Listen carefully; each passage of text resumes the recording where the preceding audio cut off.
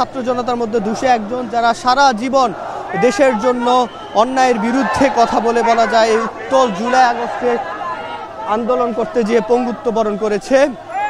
এবং বাকি বলা যায় যে তারা যেটি বলছে 6 থেকে 7 জনকে এত বেশি ক্রিটিক্যাল, বিশেষ করে তাদের চোখের অপারেশন করানো লাগবে এবং তাদেরকে বিদেশে পাঠানোর যে প্রক্রিয়া সেটি চলছে। এবং আজকে আমরা এখানে ছাত্র জনতার এই যে গণমিছিল কিংবা বলা যায় এই যে মার্চ যেটি হলো শহীদদের স্মরণে শহীদি মার্চ, সেই শহীদি মার্চে অনেক আহত স্বজনরা তার যে স্বজন আহত হয়েছেন তার ছবি নিয়ে এখানে এসেছেন এবং তারা দাবি জানাচ্ছে যাতে সে আহত যারা হয়েছেন আহত ব্যক্তিদের যাতে ব্যবস্থা করা হয়, তাদের চিকিৎসা সেবা অন্তর্বর্তী সরকারের পক্ষ থেকে দেয়া হয়। এবং এই যে যারা আহত হয়েছেন তাদের অনেকেই কিন্তু এখন পর্যন্ত অজ্ঞাত রয়েছে, বিশেষ করে যারা নিহত হয়েছেন এমন অনেককেই এখনও স্বজন খুঁজে পাননি কিংবা নিখোঁজ রয়েছে। কোথায় আছে, 1 মাস পেরিয়ে গেছে ঠিকই, কিন্তু এর মধ্যে তাদেরকে এখনও খুঁজে পাওয়া যায়নি। এমন অনেক স্বজনও এখানে আজকে প্ল্যাকার্ড নিয়ে এসেছে, আমাদের সাথে কথা বলেছে। তারা যেটি বলছে দেশের জন্য জীবন দিয়েছে তাতে তাদের সমস্যা নেই, কিন্তু লাশটুকু কিংবা তাদের স্বজনদের শেষ চাওয়াটুকু যে তাকে যদি দেখা যেত কিংবা তার কোথায় আছে সেটি যদি শনাক্ত করা যেত সেটির ব্যাপারেও স্বাস্থ্য বিষয়ক যে উপকমিটি রয়েছে বৈষম্য বিরোধী ছাত্র আন্দোলন এবং স্বাস্থ্য মন্ত্রণালয়ের যৌথ উদ্যোগে এবং সমন্বিতভাবে যে উপকমিটি হয়েছিল স্বাস্থ্য বিষয়ক, সেখান থেকে আহতদের যেমন চিকিৎসা সেবা নিশ্চিতে তারা কাজ করছে, সঠিক সংখ্যা বের করার ক্ষেত্রে তারা কাজ করছে। এবং তারা যেটি বলছে যে যারা আহত হয়েছে কিংবা নিহত হয়েছে কিন্তু তালিকাভুক্ত এখনো হয়নি সরকারি কিংবা বেসরকারিভাবে, তাদের যাতে বৈষম্য বিরোধী ছাত্র আন্দোলনে যারা রয়েছে তাদেরকে যাতে জানানো হয়। এবং এই যে দেখেন 3:30 থেকে শুরু হয়ে এখন সন্ধ্যা বেলা বলা যায় একেবারে সন্ধ্যা পর্যন্ত আমরা এই আন্দোলন যখন উত্তাল জুলাইয়ের মধ্য জুলাই যখন উত্তাল এবং শুরু থেকে আমরা যখন দেখেছিলাম আন্দোলন, কিন্তু তারা ঠিক এরকম বিকেল থেকে শুরু করেছিল শুরুর দিকে যখন ঢাকা বিশ্ববিদ্যালয় আন্দোলন চলছিল এবং তারপরে কিন্তু সেটি রাত 8টা-9টা পর্যন্ত আমরা দেখেছি তারা শাহবাগে অবস্থান নিতে। এবং এরপরে মূলত সারা দেশে এই আন্দোলনের দানা বাঁধতে থাকে, আন্দোলন একেবারে বলা যায় ছড়িয়ে পড়ে। ফিউশনের যে বিষয়টি সেটি এখানে ঘটেছে বিজ্ঞানের ভাষায় যদি বলি, এবং সেক্ষেত্রে ফিউশনের 2 ধরনের কথাই বলা যায়, যেহেতু এখানে যখন আন্দোলন ঢাকা বিশ্ববিদ্যালয় থেকে ধীরে ধীরে সারা দেশে ছড়িয়ে পড়ে, আবার এই রংপুরের আবু সাঈদের যখন হত্যা করা হয় নির্মমভাবে গুলি করে সেটি আমরা সকলে দেখেছি। তারপরে কিন্তু আবারও সেই আন্দোলন কিন্তু সেই শহীদদের চেতনায় সেই আন্দোলন আবারও সে রংপুর থেকে চারদিকে ছড়িয়ে পড়ে। সেদিন ওয়াসিম চট্টগ্রামে নিহত হয় এবং প্রায় আমরা দেখি সায়েন্স ল্যাবে একজন শিক্ষার্থী মারা যায়, নিহত হয়।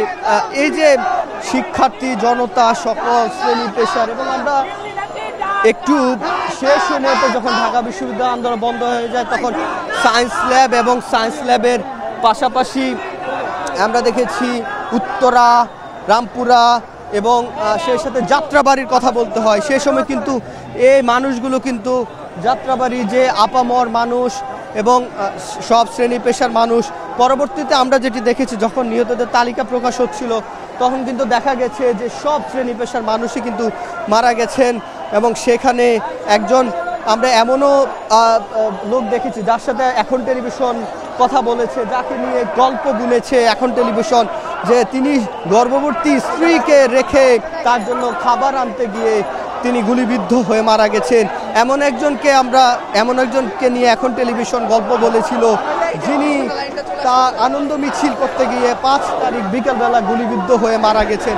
এমন অসংখ্য শ্রমজীবীদের আত্মত্যাগে আজকের এই নতুন বাংলাদেশ বলা যায়। এবং এই নতুন বাংলাদেশে সকলের চাওয়া যাতে শ্রমজীবী যারা রয়েছে তারা যাতে তাদের যে অধিকার সেই অধিকারটুকু ফিরে পায়, এবং সে অধিকার ফিরে পাওয়ার ক্ষেত্রে আমরা যেটি দেখছি যে এই যে মিছিল সেটি কিন্তু টিএসসিতে যে প্রধান সমন্বয়ক যারা রয়েছেন ইতিমধ্যে তারা টিএসসিতে এবং রাজু ভাস্কর্য যেখান থেকে শুরু হয়েছিল সেখানে এসে পৌঁছেছে। এবং আমরা এখানে দেখছি অনেকে রাজু ভাস্কর্য অপেক্ষা করছে যেহেতু প্রধান সমন্বয়কের কথা বলবেন সেক্ষেত্রে এখানে অনেক অপেক্ষা করছে, কিন্তু তারা যেটি বলছে মার্কিং করে যে শহীদ মিনারে যে কথা বলবেন, অর্থাৎ শহীদ মিনারের দিকে প্রধান সমন্বয়ক সহ বাকিরা এগিয়ে যাচ্ছে। এবং এই প্রধান সমন্বয়কের বাইরে এখানে বলা যায় যে আপামর জনতা যে যার জায়গা থেকে সকল শ্রমজীবী থেকে শুরু করে সব শ্রেণী পেশার স্কুল কলেজ পড়ুয়া শিক্ষার্থীরাও সেদিন এখানে এসে একত্রিত হয়েছিল এই আন্দোলনে।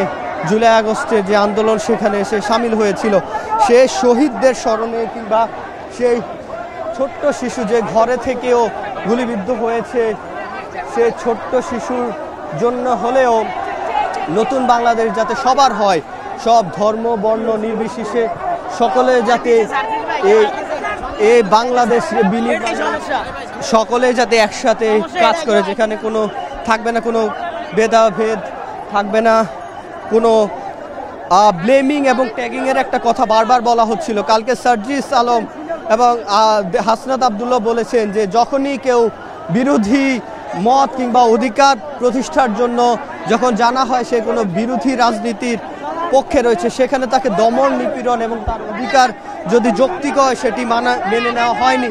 সেক্ষেত্রে তারা যেটি বলছে যাতে বিরোধী কিংবা অন্য অভিমত প্রকাশ করা, ভিন্ন অভিমত প্রকাশ করা, ক্ষমতাকে প্রশ্ন করাই মানুষের কাজ এবং সাংবাদিকদের কাজ। সেক্ষেত্রে ক্ষমতাকে প্রশ্ন করবে, বিরোধী রাজনীতি বিরোধী মত থাকতে পারে, কিন্তু দমন নিপীড়ন গুম খুনের যে বিষয়গুলো অতীতে আমরা দেখেছি সেটি তারা যেটি বলছে সেটি যাতে বন্ধ করা যায়, সে বিষয়ে সকলকে সোচ্চার থাকতে হবে এবং সে বিষয়ে সকলকে এক হয়ে কাজ করতে পারে, যেখানে ভিন্ন দল মত বর্ণ নির্বিশেষে সকল ধর্মের মানুষ একত্রে বাস করবে, দেশের সংকটে সংগ্রামে আবার একসাথ হবে।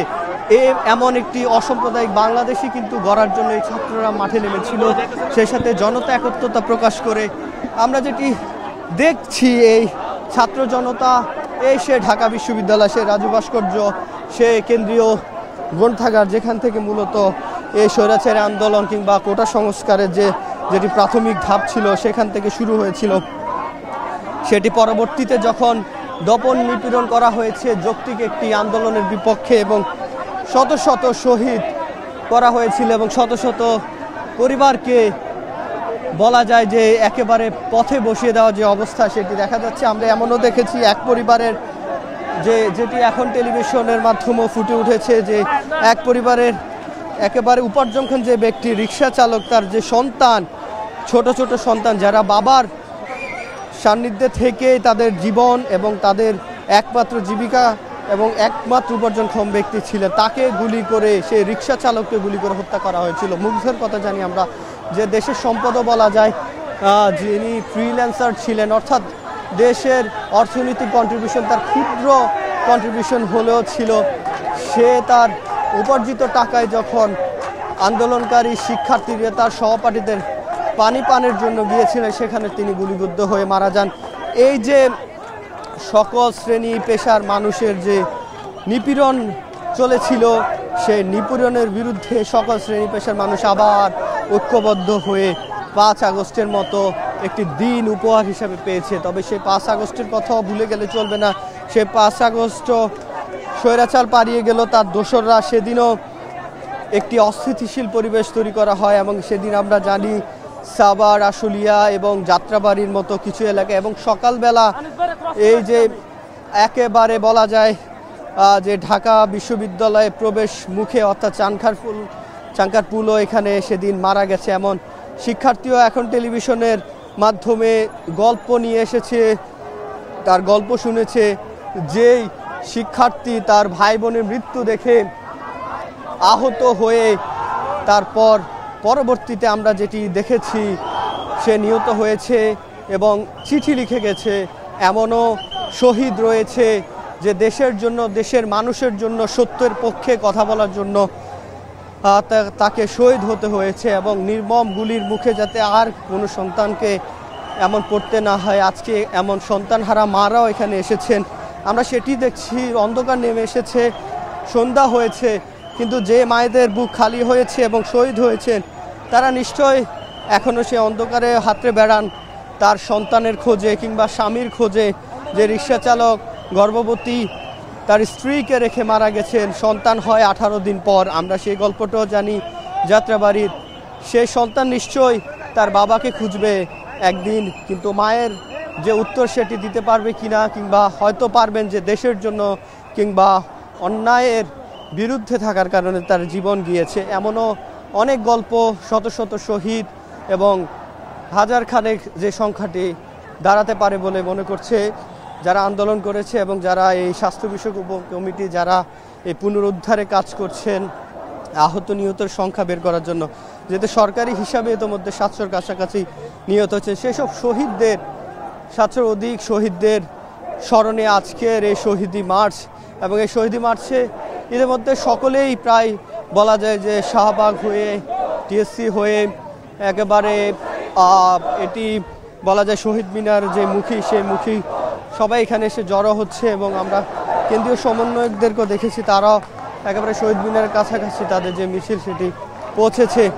এবং তাদের সাথে আমরা যেটি কথা বলেছি যে ফ্যাসিবাদী যে সিস্টেম, সেই সিস্টেমকে তারা রাষ্ট্রযন্ত্রের সাথে যেভাবে একত্রিত হয়ে কাজ করছিল, সেই সিস্টেমটাকে বাদ দিতে হবে এবং এর মাধ্যমে আবার নতুন বাংলাদেশ বিনির্মাণ করা সম্ভব। এবং আমরা যেটি দেখছি যে এর মধ্য দিয়ে যে শিক্ষার্থী এবং ছাত্র জনতা যে যখন জুলাই আগস্টে তারা একত্রিত হয়েছিল, তারপরে আবার যখন বন্যা হয়েছিল, সে বন্যায় কিভাবে সকল মানুষ হাতে হাত মিলে ধর্ম বর্ণ নির্বিশেষে আমরা আস-সুন্নাহ ফাউন্ডেশন এবং যখন শিক্ষার্থীরা টিএসসিটা টান তুলছিল, এই দুই জায়গায় দেখেছি এখানে কোনো ভেদাভেদ ছিল না।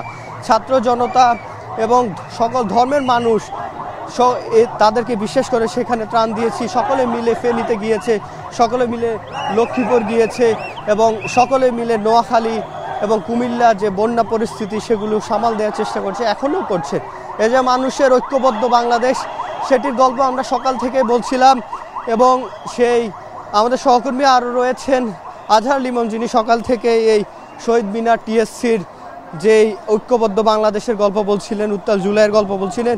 আজহার লিমন, আপনার থেকে জানতে চাই কি দেখছেন, কি এই মুহূর্তে সন্ধ্যা নেমে গেছে, এখানে মানুষের কি পরিস্থিতি দেখছেন শহীদ মিনারে, জানাবেন। এখন থেকে 1 মাস আগে আমরা যে চিত্রটি দেখেছিলাম এই কেন্দ্রীয় শহীদ মিনার ঘিরে মানুষ স্লোগানে আসছে, একদম দল বেঁধে পঙ্গপালের মতো মানুষ আসছে, স্বৈরাচারের পতন হয়েছে এবং উল্লাস করছে, সেই আরেকটি চিত্র আমরা এখন এই কেন্দ্রীয় শহীদ মিনারে দেখছি।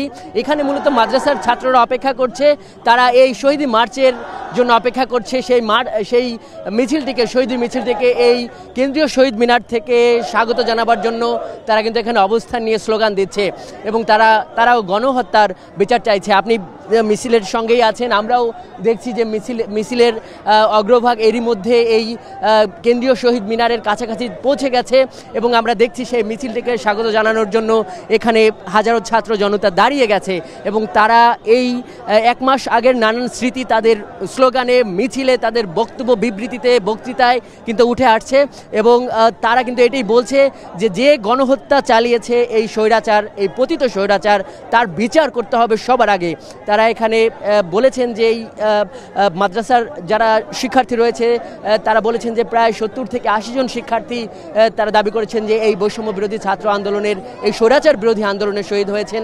তারা বলেছেন যে এই ছাত্রদের ডাকে এখন যেমন তারা এসেছেন, তারা বলেছেন যে স্বৈরাচার যদি আবার ফিরে আসতে চায়, যে কোনো ধরনের সংকট, যে কোনো ধরনের ষড়যন্ত্রে এই ছাত্ররা আবার যখন ডাক দেবে, তারাও এই ছাত্রদের পাশে এসে দাঁড়িয়ে যাবেন। তারা আগেও ছিলেন, ভবিষ্যতেও থাকবেন। এই রকম বক্তব্যগুলো কিন্তু তারা আমাদেরকে দিয়েছেন। আমরা দেখছি যে কেন্দ্রীয় শহীদ মিনারের এই পাদদেশ হাজারো ছাত্র জনতার মিছিলে কিন্তু একদম প্রকম্পিত হয়ে গেছে।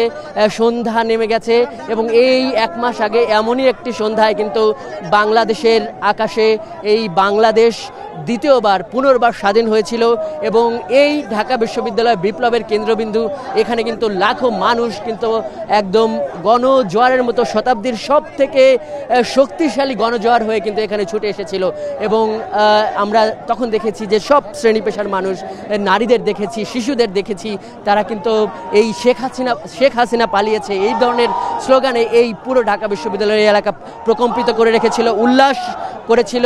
এবং তারই আরেকটা যে পুনঃমঞ্চায়ন আমরা দেখছি যে 1 মাস পরে শহীদদের স্মরণে এই কেন্দ্রীয় শহীদ মিনারে ঘটছে। আমরা দেখছি যে এখানে সমস্ত শ্রেণী পেশার মানুষ এসে দাঁড়িয়ে গেছেন। সম্ভবত এখানে এই জানেন যে যেই শহীদ মার্চটি যেটি এই ঢাকা বিশ্ববিদ্যালয়ের রাজু ভাস্কর্য থেকে শুরু হয়েছিল, সেই মিছিলটি সায়েন্স ল্যাব, ধানমন্ডি, সংসদ ভবন, ফার্মগেট, কারণ বাজার, এই বাংলা মোটর এবং শাহবাগ ঘুরে এই ঢাকা বিশ্ববিদ্যালয়ে আবার এরই মধ্যে চলে এসেছে। এবং এই ঢাকা বিশ্ববিদ্যালয়ের এইখানে এই বৈষম্য বিরোধী ছাত্র আন্দোলন যারা এই শহীদি মিছিলের ডাক দিয়েছে, শহীদি পদযাত্রার ডাক দিয়েছে, এই লং মার্চের ডাক দিয়েছে, তারা এখানে হয়তো কথা বলবেন। আমরা সেই কথা নেবার জন্য আছি। এবং পরবর্তীতে এই রাষ্ট্র গঠনের যেই স্বপ্নের কথা বলা হচ্ছে, সেইখানে এই বৈষম্য বিরোধী ছাত্র আন্দোলন এই ছাত্র জনতাকে নতুন কি পদক্ষেপ দেয়, নতুন কি কর্মসূচি দেয়, সেটি শোনার জন্য কিন্তু এখানে মানুষেরা অপেক্ষায় আছে। এবং আমরা দেখছি যে একদম পূর্ণ হয়ে গেছে এই কেন্দ্রীয় শহীদ মিনারের পাদদেশ।